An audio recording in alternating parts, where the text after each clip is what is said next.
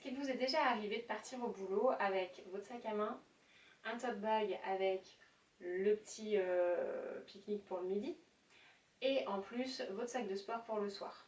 Voilà. Moi ça m'est arrivé plusieurs fois et j'avoue que c'est pas pratique quand même. On n'a pas besoin de tout toute la journée, on n'a pas besoin de tout promener, et puis si on descend vite fait à la boulangerie du coin, on farfouille son portefeuille au milieu de tout ça, bref, c'est un petit peu compliqué.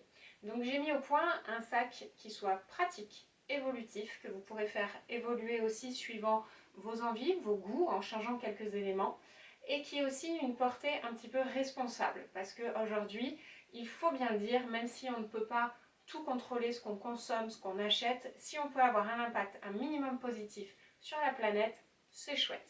Alors moi je suis partie du coup de nos vieux jeans. Tous nos jeans qui sont là, alors il y en a beaucoup plus bien sûr, mais en voici quelques-uns. On en a toutes ou tous dans nos placards. Ils s'usent entre jambes, genoux, bas de jambes, etc. On a envie de changer aussi, parce que la mode évolue. Et il faut savoir que ces jeans sont principalement les matières qui sont les plus polluantes en termes de textile. Au niveau de la fabrication, le jean c'est du coton, le coton demande beaucoup d'eau. Au niveau des teintures qui sont souvent faites dans des conditions très très floues et très très moches surtout, voilà, je pense que vous avez toutes peut-être en tête des reportages avec des rivières dans des couleurs absolument indignes d'une couleur d'une rivière. Et puis des enfants aussi qui travaillent, voilà. Alors je dis pas que tous les jeans sont faits comme ça, il y a des très jolies marques, des marques éthiques, etc. Mais malheureusement, notre portefeuille aussi nous encourage souvent à acheter des choses qui sont un petit peu moins éthiques, voilà. Donc moi je récupère nos vieux jeans pour pouvoir leur donner une seconde vie. Et cette seconde vie, on va la transformer donc dans un sac, le sac à tout faire. Voilà. Le sac à tout faire qui est donc constitué dans une base, une grande base, un grand sac, c'est un sac besace, qui est constitué dans un jean. Il faut savoir qu'un sac comme ça, c'est un jean. Donc, idéalement, vous pouvez même m'envoyer votre jean et puis je le transformer en sac. Voilà, on a l'autre côté qui a son petit rabat avec une petite poche bien pratique pour par exemple mettre pour ma part mon portefeuille. Ça m'évite de farfouiller dans le grand sac pour trouver quelque chose. Et au dos de ce sac, donc contre moi, j'ai aussi deux poches avec une jolie petite déco. Ces deux poches sont quand même assez grandes, elles sont ouvertes, mais elles sont contre vous, donc vous risquez quand même pas grand chose. Elles sont ouvertes, assez profondes, vous voyez, j'enfonce quand même totalement ma main. Ici, moi j'ai mon téléphone, comme ça je l'ai toujours à portée de main.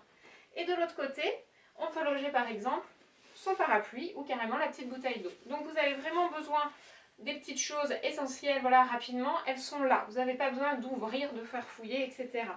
Voilà. Mais ce que va surtout cacher ce sac, c'est que vous rentrez du boulot le soir, vous avez 3 courses à faire à la petite supérette en bas de chez vous.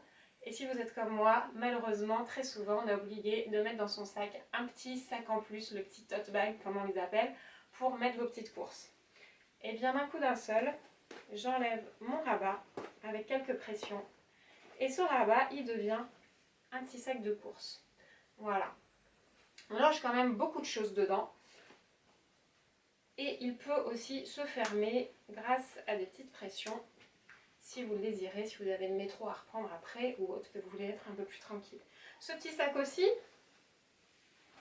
quand vous avez votre portefeuille, pour ma part, qui est dedans, facile d'accès, protégé avec la fermeture éclair, ce petit sac, pourquoi pas l'embarquer pour aller au cinéma, pour faire une petite sortie légère. Vous n'avez pas besoin de vous charger d'un gros sac. Ou si vous arrivez pour un week-end à l'hôtel, vous avez vos petites affaires pour la nuit, pour la toilette, etc. qui sont dans votre grand sac. Vous arrivez à l'hôtel, vous laissez le grand sac et vous repartez avec votre petit sac. Voilà, à chacune de le faire vivre comme vous voulez, mais le but c'était d'avoir un combo base plus petit sac qui vous permettent de vraiment vivre au quotidien facilement. Il y a 9 modèles de rabat sac, ce que j'appelle le rabat sac, car c'est un rabat et donc un sac quand vous le déclipsez, avec donc un coton imprimé. Au dos, ils sont tous blancs. Il s'agit de draps anciens, nos draps de nos grands-mères qui ont déjà vécu plein d'histoires. Et maintenant, avec ce sac, vous allez leur en faire vivre plein d'autres. Voilà. Donc, dans ce sac, on est à 50% de matière recyclée. Et dans celui-là, du coup, vous pouvez aussi le porter tout seul. Il se ferme avec une grande fermeture éclair. Si vous le mettez tout seul, hop, vous le tournez de l'autre côté. Comme ça, il est quand même beaucoup plus sympathique.